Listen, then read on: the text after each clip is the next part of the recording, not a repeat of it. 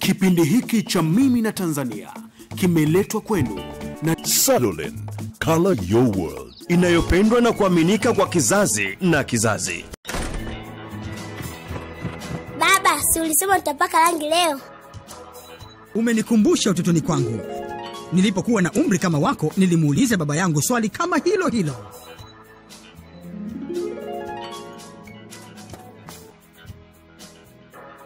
Nataka ukumbuke mambo mawili: ubora na kuaminika. Sasa unaona, chaguo ni moja tu.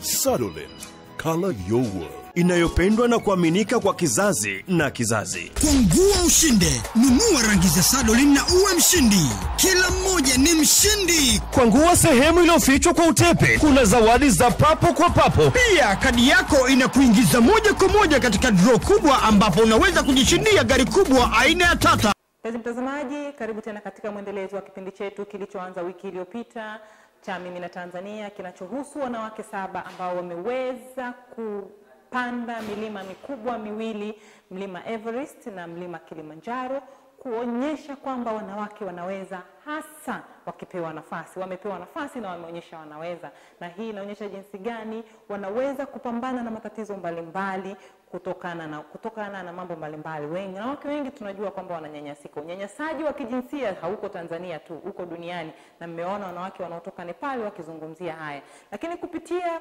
shirika la chakula la Umoja wa Mataifa la WFP, Tanzania waliweza kuhakikisha wanawake hao wanatoka Nepal waliopanda mlima Everest wakaletwa tena Tanzania kama mlivyoona na kupandishwa mlima huu. Na katika mlima huu sasa wakachanganya sio tu wale wanawake wa Nepal, bali wakapanda wanawake wengine pia kutoka Afrika. Na tunaye mmoja wa wanawake Tanzania kutoka Afrika Kusini, anajulikana kwa jina la Ruby Mboya, lakini jina lake la umaarufu ni muigizaji, anajulikana kama Nandipa. Wengi mtakuwa mnamjua, na mwaka juzi tulimhoja siku ya wanawake duniani.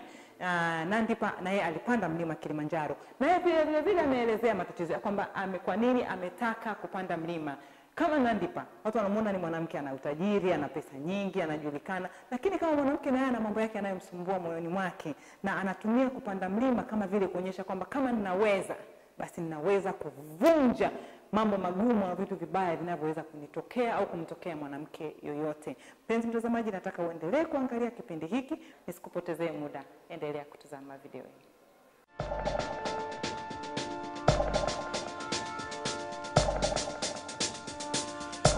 When we were in schools, it Tulipokuwa seriously was shuleni, like ilikuwa ni kama wavulana waliweza kufanya chochote wakitakacho, but girls lakini had certain wasichana rules to walikuwa na sheria za kufuata. There was Hapakuwa na michezo no kwa ajili ya sports for wasichana, girls. kulikuwa na Everyone kukimbia just na run mchezo wa around, kujificha play basi. music, and that's it. Once we Ukipita passed umri wa that michezo hiyo there ndo wasn't basi. anything, Hapakuwa na michezo the only mingine yoyote. appropriate thing Kitu for pekee girls ambacho to wasichana think was walifanya just ilikuwa ni kupiga gossiping. umbea tu.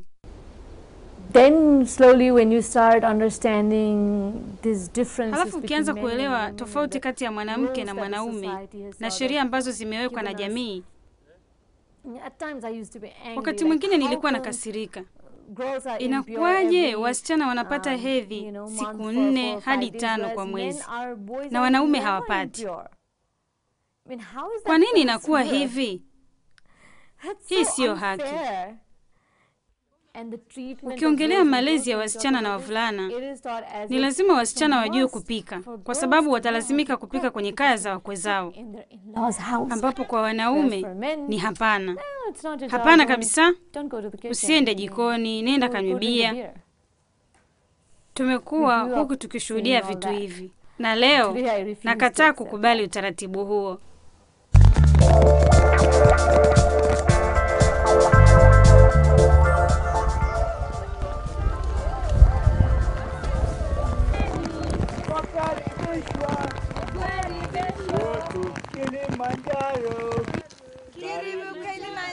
I can really say that when women can come together for a common... Naweza kusema kwamba wanawake wakiungana kwa lengo moja na kuweka pembeni asili ya rangi, tamaduni, umri pembeni, mahala walipo, muda, na kuwa na lengo chanya moja na kujiwezesha, kila kitu kinawezekana.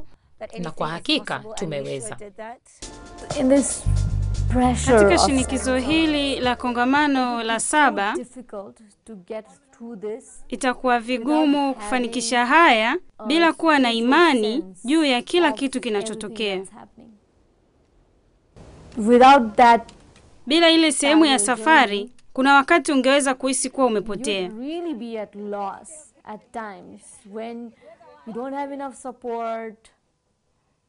Unajua ni ngumu kwako kuendelea zaidi.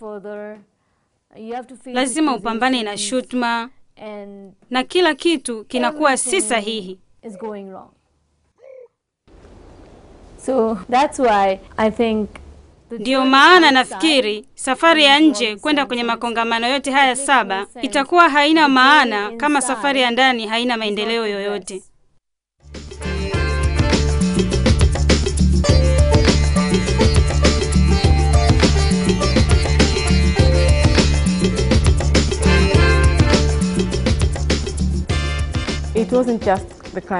Haikuwa tu kupanda mlima, lakini pia kufikisha ujumbe. Nilitaka kutoa changamoto juu ya imani potofu kwamba kuna vitu vingine mtu hawezi kufanya kwa sababu ya historia yake ya jamii na kiuchumi. Kwamba hii ni mara nyingi haifanywi na msichana wa kawaida mweusi, tena Mtanzania. Hii ni kwa ajili ya watu wenye maisha ya kati na wageni tu. Familia yangu ilithamini elimu. Walichangisha hapa na pale ili kuniunga mkono. Na kupitia elimu nimeweza kufika hapa nilipo leo. Nimekuwa nikifanya kazi na watu mbalimbali kwa sababu nina elimu kiasi. Katika kukua kwangu nilikumbana na magumu mengi. Baba yangu alifariki nikiwa na umri wa miaka 7 tu. Kwa hiyo baba mdogo alinichukua na iliniwia vigumu kuishi katika familia. Nililazimika kufanya kazi kwa bidii ili kuunga mkono juhudi walizozifanya kwa ajili yangu. Nilipomaliza elimu ya msingi, mama mdogo hakufurahishwa na mimi kuendelea na elimu yangu ya sekondari kwa sababu nilitumia pesa za baba mdogo na alipendekeza niolewe. Nilisema hapana, sitaki kuolewa, nataka kuendelea kusoma. Hivyo ilinibidi kupambana ili niendelee na masomo. Nina furaha kwa sababu baba yangu mdogo aliniunga mkono mpaka nikafika mbali. Yeye ni kila kitu katika maisha yangu. Lakini ilikuwa ni ngumu sana kwangu. Nisingesoma mwenyewe, nisingekuwa hapa nilipo leo. Ukiwa unapanda mlima, huwezi kuchagua ni wakati gani wa kupanda, kwa sababu milima ina mida yake inayofaa kupandwa. Lakini safari hii tulikuwa na chaguo. Tulitaka kupanda siku ya wanawake duniani, kwani dunia inashirikisha wanawake na wanaume, na hakuna yoyote anayeweza kubisha kuhusu ukweli huu. Lakini wote wanapata haki sawa? Kwa bahati mbaya hapana. Kwa hiyo kama timu, siku hii tunaona ni muhimu kukutana, kukaa pamoja na kutambua kuwa wanawake ni sehemu ya ulimwengu huu na wana uwezo wa kufanya kila kitu ili kuifanya dunia iwe sehemu bora ya kuishi.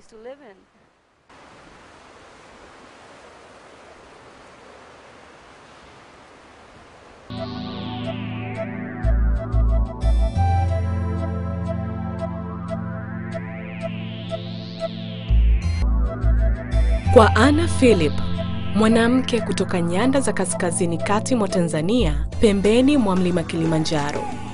Alikuwa hajawahi kufikiria hivi, lakini Anna alikuwa na nia.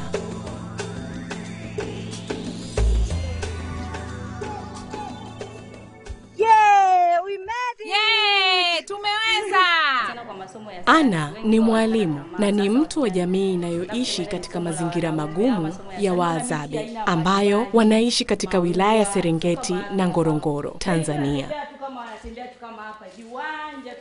Anna anafundisha katika shule ya msingi Endamagan katika wilaya ya Karatu. Wilaya ya Karatu, Tanzania inakaliwa na watu wengi wa jamii ya wafugaji na wawindaji. Wamekuwa na umasikini na ukame wa mara kwa mara. Jamii hii inahangaika na shughuli ya kuwalisha watoto wao mwaka mzima. Ili kukabiliana na tatizo hili, mpango wa chakula duniani unatoa milo 4 hadi 5 kwa watoto ili kuongeza kiwango cha mahudhurio pamoja na kuboresha lishe. Idadi ya Wahadzabe ni chini ya watu 1000. Robo tatu kati yao bado wanaishi kama wawindaji, kama babu zao walivyowinda kwa maelfu ya miaka au makumi elfu ya miaka. Ana aliishi na familia zinazohamahama mpaka alipotimiza miaka 11, akijiunga na wanawake katika kutafuta matunda, mizizi na mimea ya dawa. Katika muundo wa kijamii wa utamaduni wa jamii kama Wahadzabe, matumaini na mafanikio kwa wasichana ni madogo sana. Hawana fani kama za ualimu, wala hakuna upandaji wa milima mirefu duniani iliyosimama peke yake. Kitu kilichonisisimua zaidi, nilisisimka baada ya kusikia wanawake wamepanda mlima mrefu duniani. Na mimi nikaona mbona hata na mimi ni mwanamke naweza nikafanya jambo. Tena nikaambiwa wanawake mwingine ni mdogo zaidi, amepanda katika umri mdogo. Kwa hiyo niliambiwa wanawake wamepanda mlima mrefu duniani wa Everest. Kwa hiyo nikahamasika, nikaona hata mimi ni mwanamke naweza nikafanya. Kama mwanamke mwenzangu amepanda, kwa nini mimi natofauti gani na yeye? Kwa hiyo mimi naweza kufanya pia. Kitu ambacho mimi sikuwaza vibaya, isipokuwa tu nilikuwa tu niko tayari, nafsi yangu tu ilikuwa imejituma kwamba naweza kufanya. Japo nilikuwa nina uoga, naona kama nasema nafanya lakini sijiamini kwamba naweza kufanya. Kwa hiyo nafsi yangu ilikuwa ina uoga fulani hivi kabla ya kwenda kupanda, kwa sababu nilikuwa nasikia historia watu wengine wanapanda wanakufa nini, lakini japo nilikuwa muoga bado nilikuwa natamani kufanya. Niliona kibao katika yani nilipofika kule mwisho ambao ndio kileleni. Haikuwahi kutokea kwamba mwanamke yeyote wa Kiadzabe amewahi kupanda huo mlima Kilimanjaro au ana historia yoyote ya kupanda milima, haijatokea. Kwa hiyo wakawa wamependekeza kwamba na sisi tushiriki, ambao ni jamii ya chini, angalau tujulikane kwamba tupo duniani tunafanya kazi, tunaishi. Why are you laughing? I'm happy.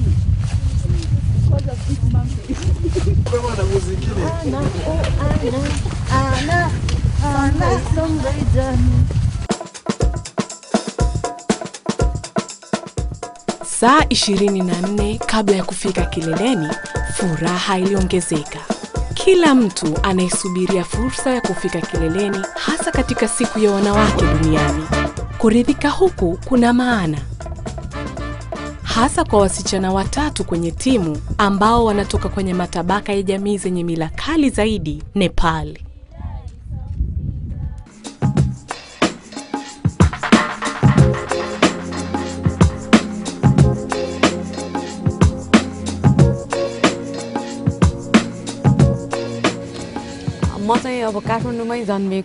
Nimezaliwa na kukulia Kathmandu. Tuko watano katika familia yetu na mimi ndio mdogo kabisa. Katika jamii yetu ya Newari kuna mila ngumu sana dhidi ya wanawake. Wasichana hawaruhusiwi kutoka nje ya nyumba, na katika kaya nyingine msichana hakuruhusiwa hata kuonyesha uso wake kwa mwanaume.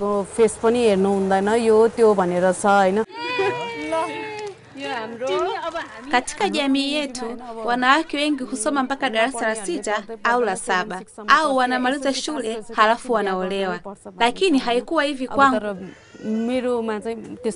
Nilipata uhuru na nafasi ya kufanya nilichotaka. Nilipewa nafasi ya kufanya ndoto zangu kwa kweli.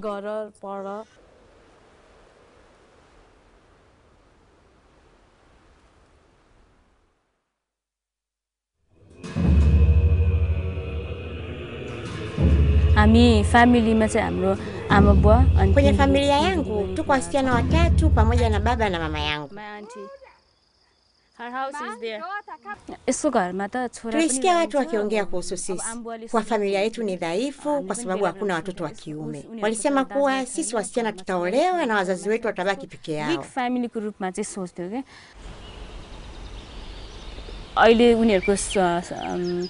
Mawazo na fikra zao zimebadilika sasa kwa kuwa tumejiunga na timu ya wapanda milima. Sasa hivi wanasema sio tu wavulana lakini wasichana pia wanaweza kufanya chochote kwenye maisha. Mabadiliko niliyoleta kwenye fikra za watu wengi yananifanya nijivunie. Kuwa msichana wa Kinepal ni ngumu sana kwa sababu jamii yetu ni ya kihafidhina. Wanafikiria kuwa mwanamke ni lazima akae nyumbani tu.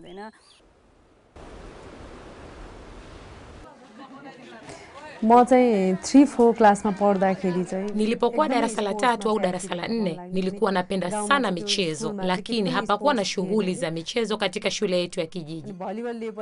Baadaye walianzisha mpira wa wavu, lakini wasichana wote walikuwa na aibu ya kucheza mchezo huo, kwa kuwa hawajawahi na kujihusisha na shughuli yoyote ya kimichezo shuleni. Lakini mimi nilifurahishwa sana na mchezo na nilikuwa mstari wa mbele na hatimaye nikaanza kucheza kwenye timu ya wavulana.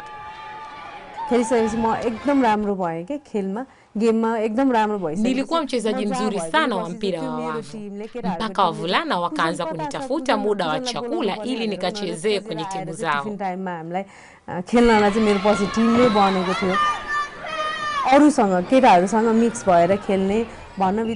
Nilikuwa msichana pekee aliyecheza mpira na wavulana. Pia nilitambua kuwa kwa sababu mimi ni msichana, haipaswi niwe nyuma katika chochote ambacho kinahusisha msichana na mvulana. Ninahisi kwa sababu yangu, wasichana wengine wengi walijitokeza kucheza na aibu ziliwaisha.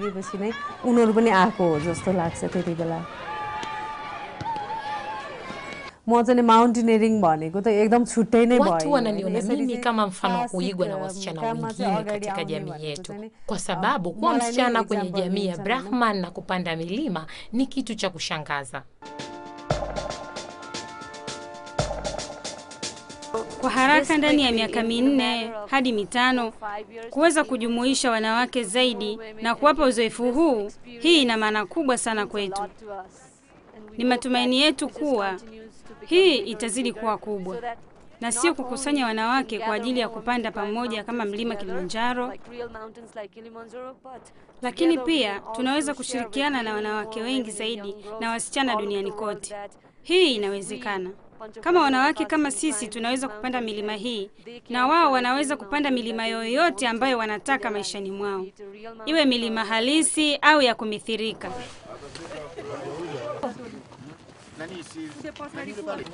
Having said that, our goal today, baada ya kusema haya, lengo letu leo kama wote tujuavyo ni kufika kilele cha uhuru.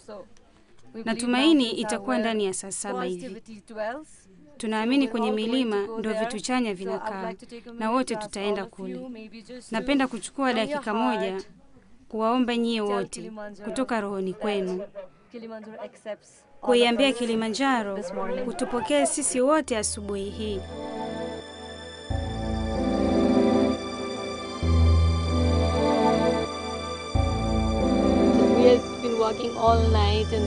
Tumekuwa tukitembea usiku kucha kwa ajili ya watu wengi, hasa wale wapya. Tuna hamu ya kuona kituo cha Stella na tumetembea kwa muda mrefu na tayari nilianza kupata hisia. Halafu tukafika kituo cha Stella na wasichana walikuwa tayari wanakumbatiana, wanalia na hadi kufikia hatua ya wote kutoa machozi.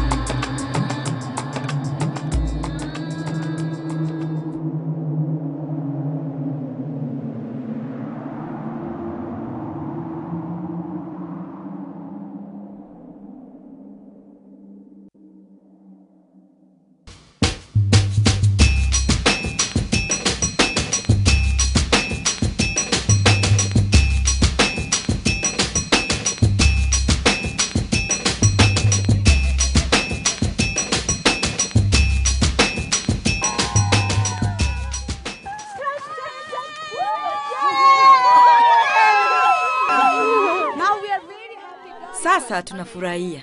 Ilikuwa nzuri sana. Ngumu sana, lakini nilijisemea lazima nifanye hivi kwa kuwatia nguvu wanawake wa Kitanzania. Na hivyo roho yangu iliniambia ni lazima nifike kilele cha uhuru. Mwili wangu ulisema hapana, lakini nilijisukuma. Nina furaha. Nimefika kileleni na wanawake wenzangu. Ilikuwa raha sana. Tulilia sana. I have done things which I have not done. Nimefanya vitu ambavyo sijawahi kufanya maishani mwangu. Kupanda mlima ilikuwa ngumu sana kwangu. The time I was climbing, going to the top. Wakati napanda kileleni, Nilikuwa nimechoka sana. Kama rafiki yangu alivyosema, nilikuwa najilazimisha kusema naweza. But my body was not able. Lakini mwili wangu haukuwa tayari, lakini nilijilazimisha. Nilishika mikono ya watu na kusema, unaweza kunisaidia? Lakini walisema unaweza.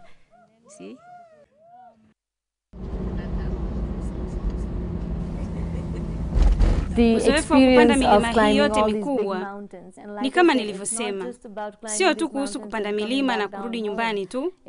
Ni kwenda shule, kukutana na watu na kuzungumza na wanawake vijijini na kubadilishana mawazo juu ya masuala yetu. Tunapokwenda shule kokote duniani, kitu cha kwanza ukiangalia kwa wanafunzi wadogo, huwa wamejawa na ndoto. Tumejawa na ndoto pia. Tunabadilishana mawazo kuhusu ndoto yangu ilivyokuwa kwa yoyote atakayekuwa mzungumzaji. Tunabadilishana mawazo na wanafunzi mashuleni. Tulikuwa na ndoto kama zao. Tunawauliza kuhusu ndoto zao na tunawashauri nini cha kufanya ili waweze kutimiza ndoto zao. Tunachokifanya ni kuambia jinsi tulivyokabiliana na changamoto. Na tunatumaini kuwa wataona vikwazo ni yale tu wanayofikiria kuwa ni vikwazo.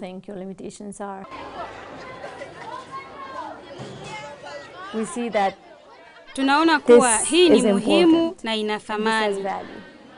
Na wote tuna uzoefu wa jinsi mtu anavyojisikia ukigusa maisha ya watu wengine, hasa ya wasichana wadogo. Kwenda shuleni na kuambia wasichana kwamba nyie sio wadhaifu. Sio lazima uendane na sheria fulani, na hakuna mtu mwenye nguvu juu yako kwa sababu ya sheria za kijinsia au kwa sababu wewe ni msichana. Sisi ni hadithi za wanawake wa kawaida duniani. One who had to run away from home kukimbia nyumbani akiwa na miaka 14 akikwepa ndoa ya lazima iliyopangwa kwa ajili yake. Mwingine ambaye alichukuliwa kuwa na sura mbaya na hawezi kuolewa akapelekwa shule ili aweze kujisaidia mwenyewe kwa sababu asingepata mwanaume mzuri. Ni wanawake ambao tumeenda shule bila viti wala madawati. Ni fremu tu za milango na madirisha. Paa lilivuja tukiwa tunasoma, hapakuwa na michezo kwa ajili ya wasichana. Sisi ni wanawake wa kawaida sana duniani ambao walisimama na kusema haitakiwi kuwa hivi. Nina uwezo na sio lazima niolewe. Sio lazima nipate watoto kwenye umri wa miaka 16. Na ninaweza kwenda na kuendelea kuikabili dunia.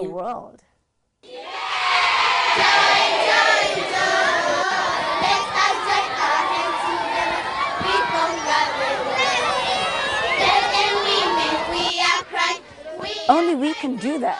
You know, and only we can send that positive message. Sisi tunaweza kufanya hivyo. Unajua, tunaweza kupeleka ujumbe chanya na kuacha kuwa wahanga. Najua sio kitu cha siku moja. Mimi ni muotaji na nayeamini katika kweli. Lakini sisimami pembeni. Niko hapa kusaidia wasichana na kuleta tofauti. Na kama itanichukua mpaka mimi nife, na iwe hivyo.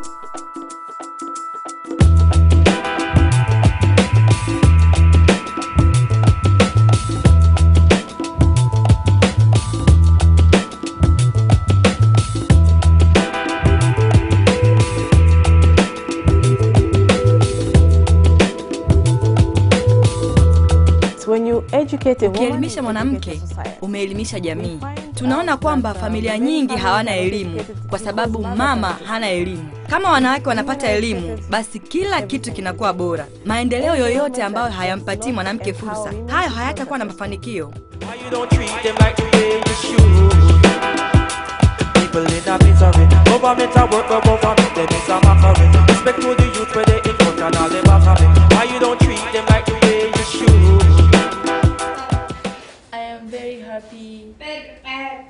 Nina furaha sana kuwa na wageni ambao waliniambia kuhusu milima. Na anatumaini ya kuwa siku moja atapanda mlima. like Mountain Everest or kama mlima Everest au mlima Kilimanjaro.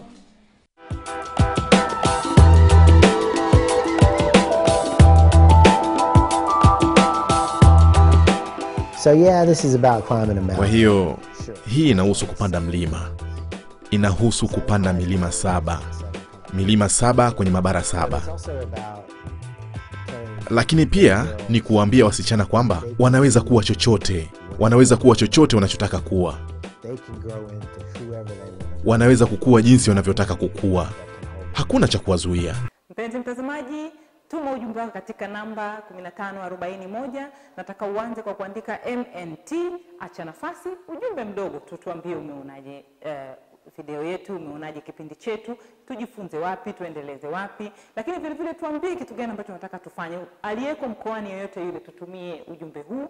Tumeanza kwenda mikoani kwa kufuata maombi kutoka kwenu kwa kupitia namba hii maalum. Kwa hiyo andika MNT, acha nafasi, andika ujumbe wako mfupi na tuma kwenda 15441. Tunafika tamati ya kipindi chetu cha Mimi na Tanzania, ambacho kilikuwa ni mwendelezo wa kipindi kilichopita. Video yetu hii inajulikana kwa jina la Holding Up the Sky, na tunaona ni wanawake 7 ambao wamepanda milima miwili mirefu duniani, mmoja ukiwa Everest, mwingine ukiwa Kilimanjaro. Kikubwa hapa ni kwamba wanawake wanaweza. Mila potofu zisiwafungie wanawake nje. Tusilazimishwe vitu ambavyo tuna uwezo wa kuvikataa na kuweza kufanya maamuzi yetu ambayo tunaona yana umuhimu na maendeleo kwa ajili yetu na kwa ajili ya nchi na jamii kwa ujumla. Nikikuaga siku ya leo, nasema wanawake tunaweza. Usiku mwema, niko na Kim Magawa, nasema alamsiki.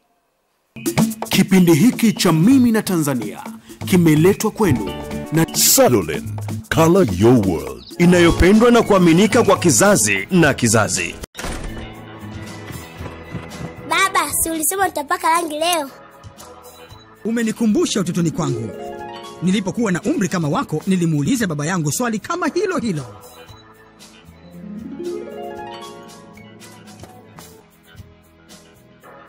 Nataka ukumbuke mambo mawili: ubora na kuaminika. Sasa unaona, chaguo ni moja tu. Salolin, Color Your World, inayopendwa na kuaminika kwa kizazi na kizazi. Kwangua ushinde, nunua rangi za Salolin na uwe mshindi. Kila mmoja ni mshindi. Kwangua sehemu iliyofichwa kwa utepe, kuna zawadi za papo kwa papo. Pia kadi yako inakuingiza moja kwa moja katika draw kubwa, ambapo unaweza kujishindia gari kubwa aina ya Tata.